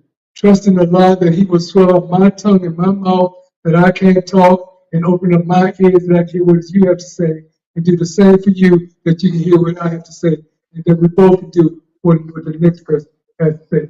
You can bring your ego because it needs to be resolved, dealt with. You need to bring your passion, all of these things, because we need strong leaders. We need strong moral leaders. And the only way we can get them is go behind closed doors. I was in a conversation this time last week, and I had to tell the brother, he quoted me that the Prophet said, "From out of my Sunday school come the guidance of the nation." And I asked him, how is it possible for half an hour to 45 minutes, 52 times out of a week, you're going to become a leader? Become a Moorish leader, to come out of Sunday school. Moorish, you have to go to school every day. I attended the Moorish Hall of Learning every day of my life, from 92, 1994, up until I got my credential. Every day to learn what it is that I had to learn, to do what it is I think I'm doing under love, truth, peace, freedom, justice. You cannot come out the Moorish Sunday school, having spent a half an hour Sunday. Probably while you're in the class, probably someone's mind, and learn to be a good Moorish leader. To be a good Moorish leader, you must go to school every day. And if you don't attend class every day, at least you're working on yourself. You're examining yourself, you're studying yourself. You become a good Moorish leader. And this is what we need. People to go to school every day. We need to set up in Washington, D.C., I attended a meeting. It rains, no sleep, or hell. Friday, Saturday, Sunday, Monday I attended. And if I didn't attend, I was cut from the class. You know, and there were various teachers, various brothers from various backgrounds taught those classes. And I learned. And this is what we have to do to become good Moorish students. Go to school every day. Let me give you some of these questions when you finish. Go ahead, carry on. But I got a few questions that popped up. Listen, 1055 Milton Avenue Mall is open. I talked with the Grand Sheik down there, and the temple is open. All you have to do is get with her, and if somebody will come in there on the love, truth, peace, freedom, and justice, they can utilize that building to teach Moorish Temple of America. Any day, all you have to do is get with her and the chairman of the last Bay. It's on, Grand Sheik. Islam. So, Brother Hannibal L says, why did they call the major in the Pentagon Jesus Christ? Why did you call him? They said they saw him as a Jesus. Well, people have titles beyond, they have eternal titles. You know, what you may call esoteric titles, or titles that they have that they obtain in their various groups, in their various societies. They have those titles, you know. So there are a lot of Jesus Christ, just like there are a lot of Sultan, just like there are a lot of honorable nobles. There are many of these brothers, and they carry these titles behind closed doors.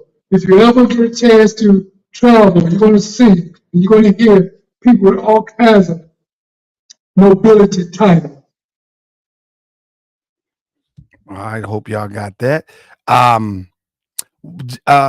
Javel Bey says, what is meant by prophet reincarnation?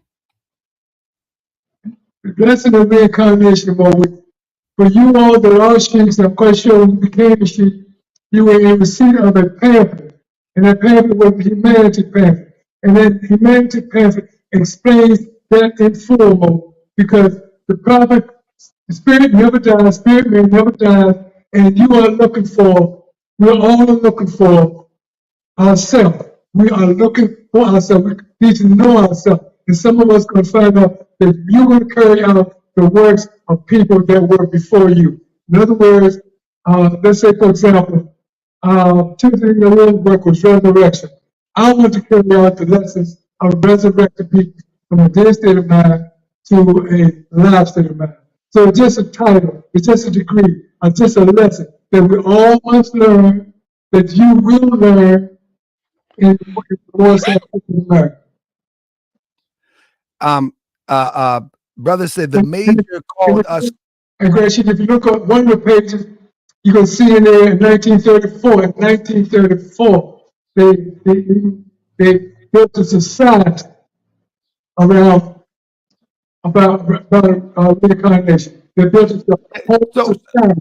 The whole thing is that the a brother, and I won't say his name, he said that that Timothy Dingle put all the prophet works within the Resurrection book, and he named the humanity pamphlet, when in fact the humanity pamphlet is not the prophet works. That was a compilation of the prophet works done by other Moors. That wasn't the prophet works, and even is some misinformation in that, because what people do, you know, but nevertheless, another question, and that's one of the things that I'm talking about. When we talk about the humanity pamphlet, most people would think that the prophet authored the humanity pamphlet. The prophet did not author the humanity pamphlet, nor did the prophet author the Moorish literature. He didn't author these things. And so we have to look at these things very carefully before we hold them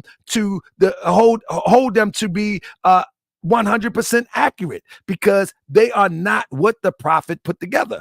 People after the prophet put together and attributed to the prophet, and had people thinking that the prophet put that together.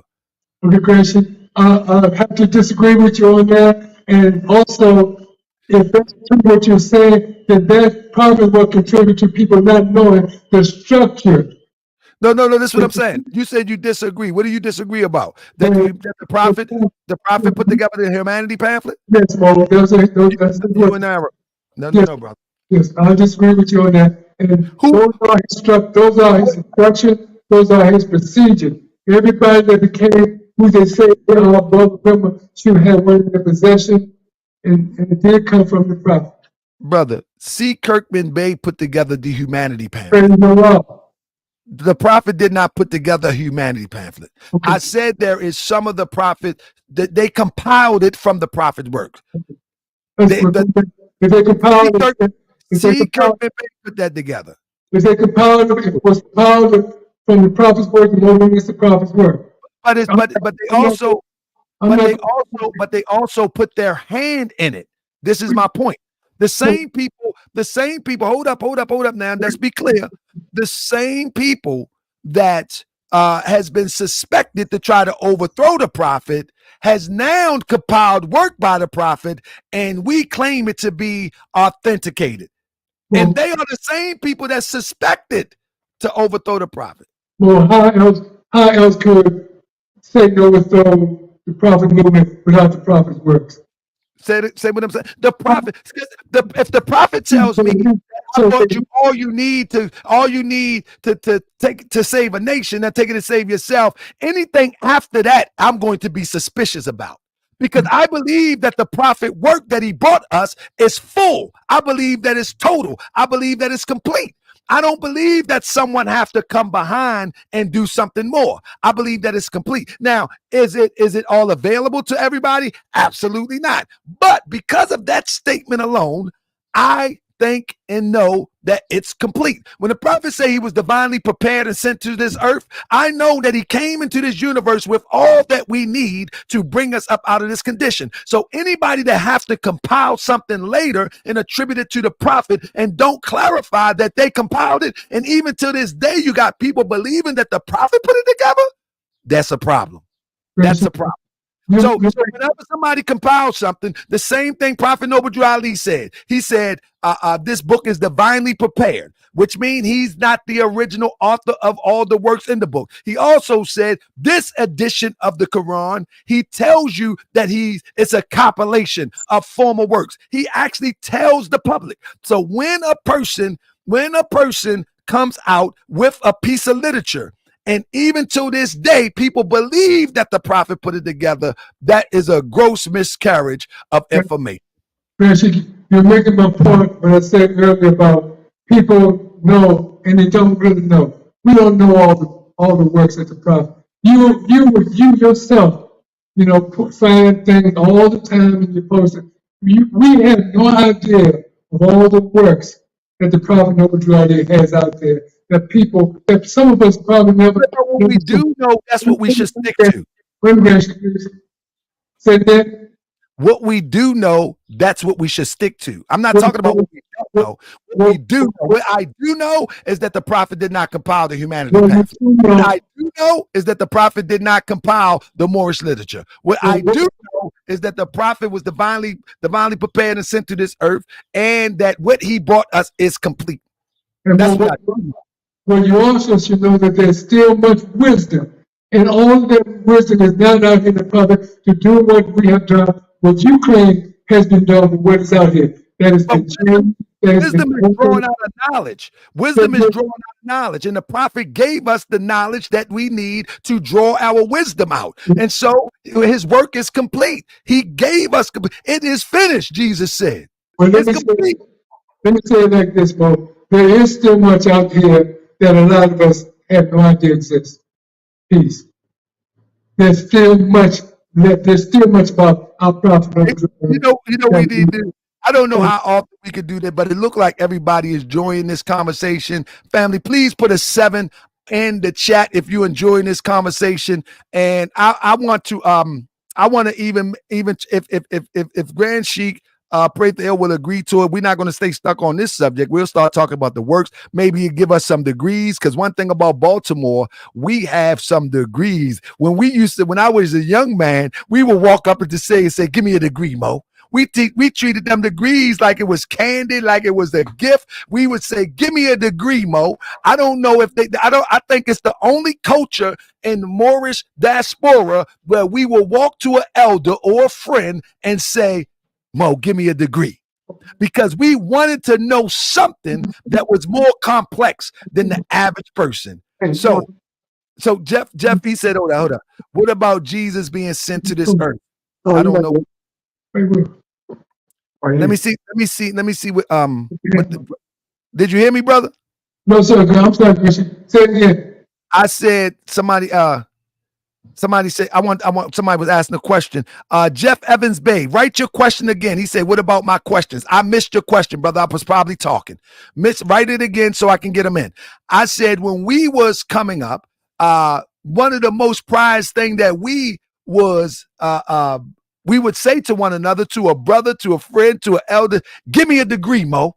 Give me a degree, Mo. And we pride ourselves, and we was hoping that somebody will break the seal and say something that we could contemplate on, meditate on a little bit later. So I said, hopefully in the future, maybe once a month, we could come down here and break down some of these degrees. And I said, and I'll be saying to the sheik, give me a degree, Mo. You remember them days? Who remember them days? You had to be in the resurrection to remember them days.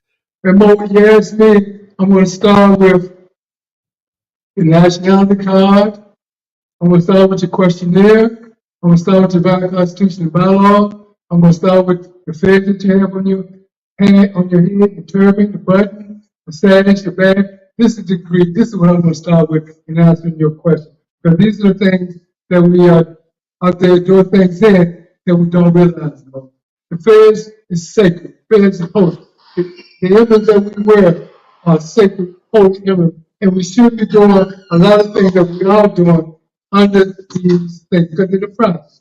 Let me answer these questions. So Jeff, I'm sorry, brother. Jeff said, why was Jesus sent to this earth? I don't know if you want the written answer, or are you looking for a breakdown? So I'll leave that there until you write something back. Rodney Berry Ill said the only issue would be is something caused you to deviate. No, that's not it. When the prophet gives you something complete, let me tell you something. Now let me answer Rodney Berry L question. He said, what in the humanity pamphlet or the Moorish literature will cause you to deviate? Everything else down is going down a rabbit hole. What will cause you to deviate? That if you believe and you follow the Prophet Noble Drew Ali, specifically Prophet Noble Drew Ali, and you say that you are not following anything outside the Prophet Noble Drew Ali, in the Moorish literature, the small little square one that originally came out, the reincarnated prophet has a writing in there and he signs it Noble Drew Ali. And people would believe that that's Prophet Noble Drew Ali in 1886.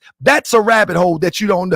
So you ask a question. I'm answering your question. If one don't follow the reincarnated prophet and they have the Moorish literature or the humanity pamphlet, there is writings in there. There's writings in there from the reincarnated prophet John Gibbons L. And if you want to be focused on the prophet, you could be misled and believe that that's Prophet Noble Drew Ali, born 1886. That's the problem, because nobody clarifies. That's the problem.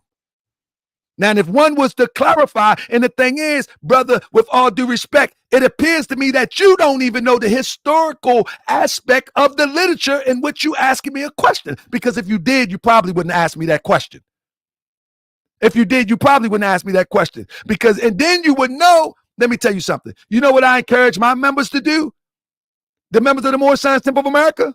I encourage them to get the Moorish God, because everything in the Moorish literature, in the Moorish God, in the Moorish literature, or the Moorish or the humanity pamphlet, they either come from the letters or the Moorish God.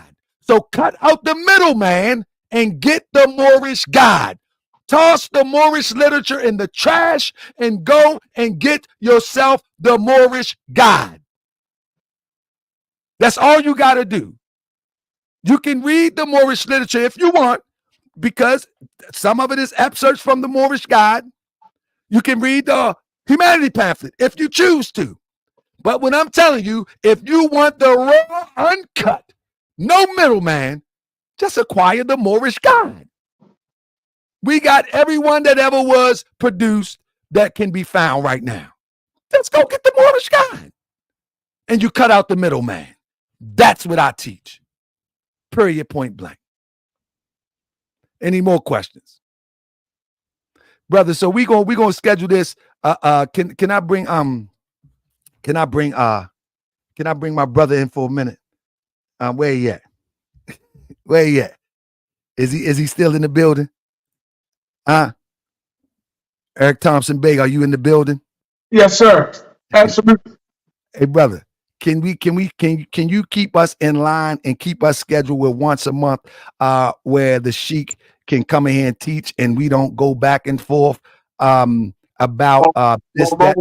Absolutely. That's no problem. I think today was wonderful, Mo. I was standing on both of y'all behalf. I was standing on the questions and the answer. And all it takes, Mo, is a starting point. You know what I mean? A starting point. And I believe today y'all created a starting point for dialogue. You know, so that's no problem at all, Sheik. No problem at all.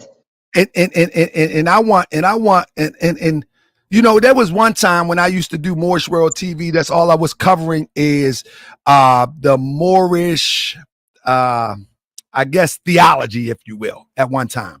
And I reached out to every leader. I remember Bailey Hill had agreed to sit down. I reached out to every leader, and at that time there was only one that was ready to have a conversation, and that was Bailey Hill. There was only one. And I'm talking about I literally personally asked each one face to face.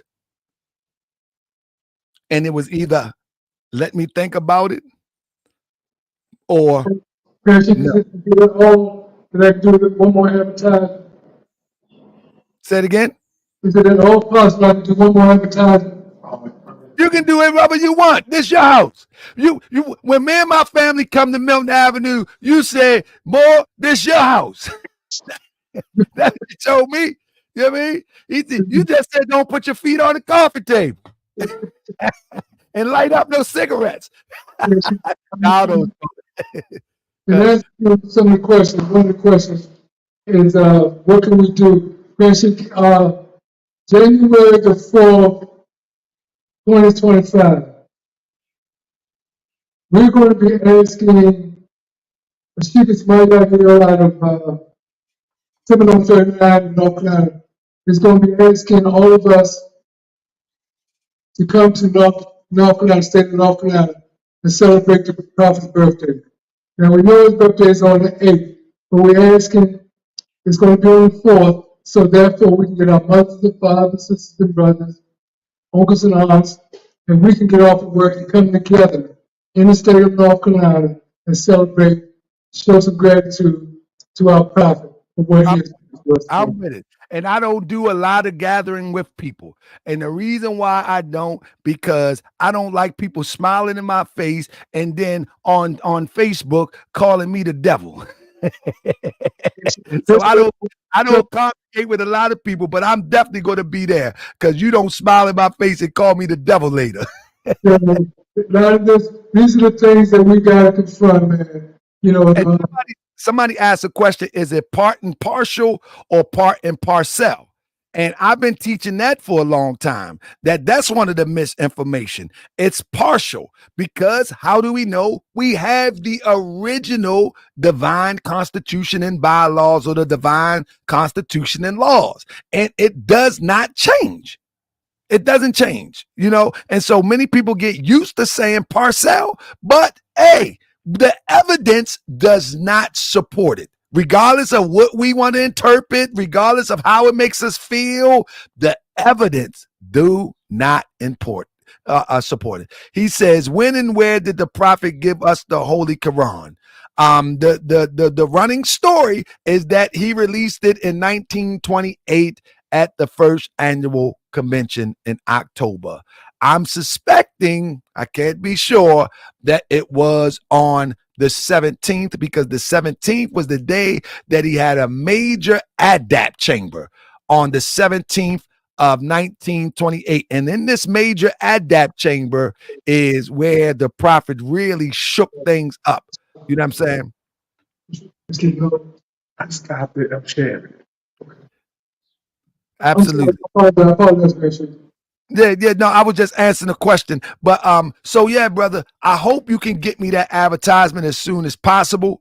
Get me that advertisement as soon as possible so we can continue to put it on this podcast every time that we go live, so we can remind people to prepare. You know, we like to come Negro fresh, and we be late man, we be late on everything. So I'm gonna try to be ahead of the game and make sure that we can prepare to be there. Absolutely. Anything you want to say in closing, brother? No, I just want to say thank God, I want to praise God for your moment. Thank you for the work that you're doing. Continue to do the work. And, we need to get together on various lessons that we need to get together. I mean, we have the ministry of death. Lord, we need to know that when our brothers, did you know Sheik Bey platform? Say it again. There's no Sheik Bey, J. Bey platform. No, more Islam. Yeah, that's it. 3 days ago. 3 days ago. So, and we need to know the ministry of death. We need to know all the procedures that we don't know pertain to Lord Scientific of America. And I think we're very qualified and ready to teach. And in the meantime, there's enough out there for all of us. Truly, there's enough everything that you want. You don't have to crush nobody. You don't have to beat nobody down to get what it is that you want. I'm not talking to nobody if it's sick or Grand Sheik. I'm just saying, yes, when I come in and they're not directed to anyone, just the overall come out and say last words. And we got to learn to know. I don't need no more lessons. Hey, Grand Sheik, man, you know good and well we used to battle with these lessons. Now, I wasn't around you when you came up, but that was the spirit of these lessons. You know good and well that we ain't take no shorts with these lessons. I think Sheik Brownell came up in the same era that I came up in, and we just one era from you. So I know good and well, you know good and well that we ain't take these lessons peacefully. We would battle. Even coming into the lessons when someone told me I wasn't black in 1990, I told him he was crazy. I wanted to fight him. I said, man, you lost your mind, Nick N-word. What are you talking about? So we never, ever went down without a fight. So, hey, this is my comfort zone. So I'm going to see you again about what you say. Absolutely. I'm going to tell the brother, give me what's today, the 11th. In May, let's do it. Let's do it May the 11th if we can. Okay, well, what day is it on? Let me see. And I'm gonna try to get some other. That's on a Monday. Whatever day it is, I'll be here May 11th. I'll be here. May the 11th, and I'm gonna hold the sheik next to you to hold me to it, because you know he hit me on the messages and say, man, give me your number, because I didn't change numbers, so he keep me on my toes. And honor to all the work that the brother is doing too, man. Honor to all the work that the brother is doing in this city, man. You know, if y'all don't know, he right in the thick of it, right on North Avenue, right in the thick of it. People talk that old stuff that they putting in work, but man, he right there where the D boys, where the people are looked and frowned upon, where it goes down. And when you pull up, you got to say, "Excuse me, let me get in," to walk in the Noble Drew Ali Center. So honor to my brother Thompson Bey for all the work. All the work that he's doing, but he relentless with his efforts. He like, man, look, you going, it was a battle rap there where the brother said, you gonna get this work. He relentless with his. He gonna see you gonna get this work, and so I honor that brother for putting in the work that he put in, man. Because if you ain't from Baltimore, then you wouldn't understand. But if you from Baltimore or you've been to Baltimore, then you know what I'm talking about. North Avenue, where he at. You know what I'm saying? If you ain't from here, you really won't hit right. But you got to be here to know where that brother is working in the trenches at. And I live right up the street from there, and I ride by there every day. And so that's an extreme honor, because most people don't want to get out in them trenches and do that work like that. You know what I'm saying? Shoot, they ride past and roll their windows up. Come on, Ali Center, it's right there. So honor to you, brother, and we're going to do this again. Honor to Thompson Bey for helping us put this together, and I look for our next conversation. Islam, appreciate you, man. Thank you.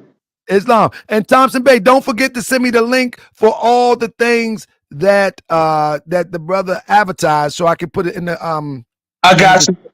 All right, Islam. Islam. All right, peace and love. Islam, peace and love. So family, that's another one for the record book. Man, I don't know, man. I get passionate sometimes, but again, I want everybody to know that, man, even those that disagree with me, whether it be Sharif Anil Bey, my brother Brooklyn Grand Sheik, or anybody else, I'm always ready to have a conversation. But you always got to bear in mind that I'm very passionate. I mean, I'm not in my passions, but I'm very passionate. I mean no disrespect. I mean no harm. I only want us to get to the ultimate truth. That's what I want, because I feel that somewhere along my journey, I've been misled. I had been played. I had to figure this out. And so the generation that comes in,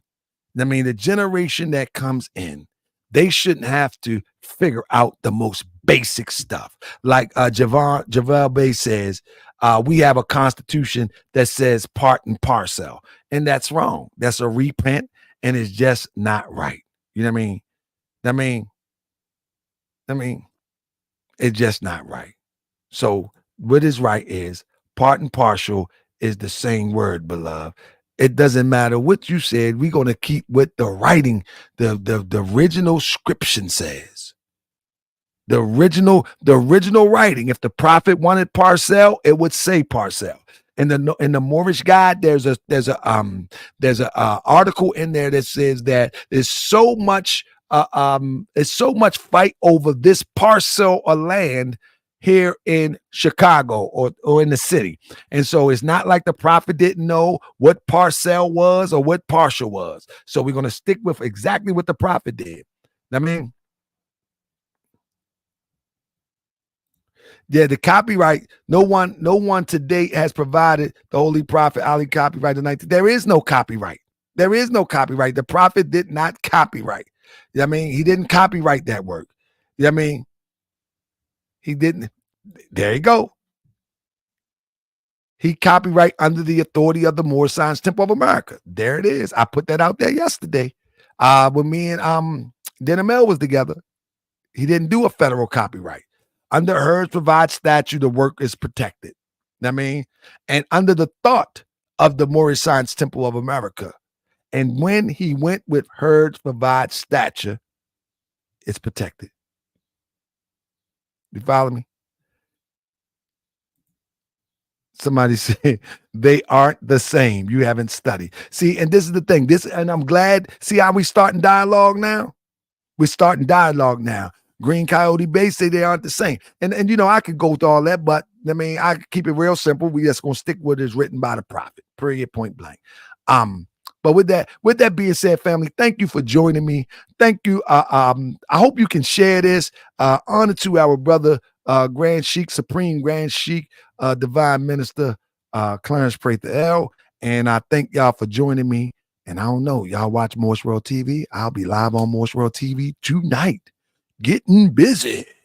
Time to expose the frauds. You know what I'm talking about.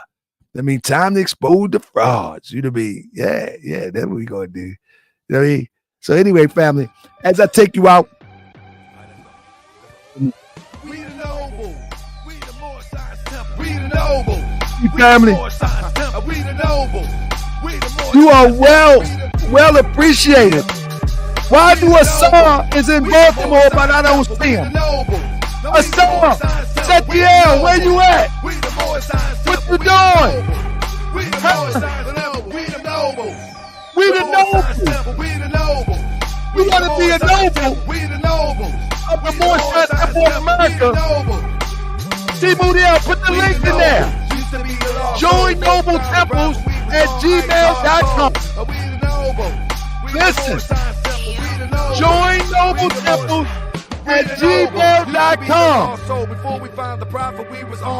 Join Noble Temples at gmail.com. Request to join. We the noble. Used to be a lost soul. Before we found the prophet, we was on ice, hard cold. We was in thinking, buried in the shallow grave. Harem of Biff ain't a myth. Our story plays out in real time. So we pack real nine. Supreme mathematics, born sublime. But we ain't masons. If we free as we wanna be. Masons or wanna be. Get up off of olive trees. Trying to steal our peace and get you deceased. Cause we protect this with our very life. Chief, to talk too much is the foolish, is the folly. So when I make a move, I remain silent. Islam, the Moorish Science Temple. The Moorish Science Temple. The Moorish Science Temple. Moorish Science. We the noble. The Moorish Science Temple. Hey, we the noble. The Moorish Science Temple. We the noble. What's up, the house? We the noble. The Moorish Science Temple. We the noble. Used to be the lost souls before we found the prophet. We was on ice, hard cold. We was dead and stinking, buried in a shallow grave. Harem of fifth ain't a myth. Our story plays out in real time. So we pack real nine, supreme mathematics, born sublime. But we ain't masons, yet we freak as we wanna be. These masons are wannabes. Get up on the olive tree, trying to steal our peace and get you to cease. Cause we protect this with our very life. Cheat to talk too much is the foolish, is the folly. When I make a move, I remain silent. Hey, the Moorish Science Temple. We the noble. We the noble. The Moorish Science Temple.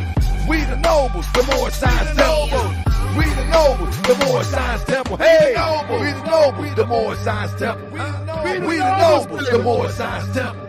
Yeah, the Moorish Science Temple. Noble. Peace and love, family.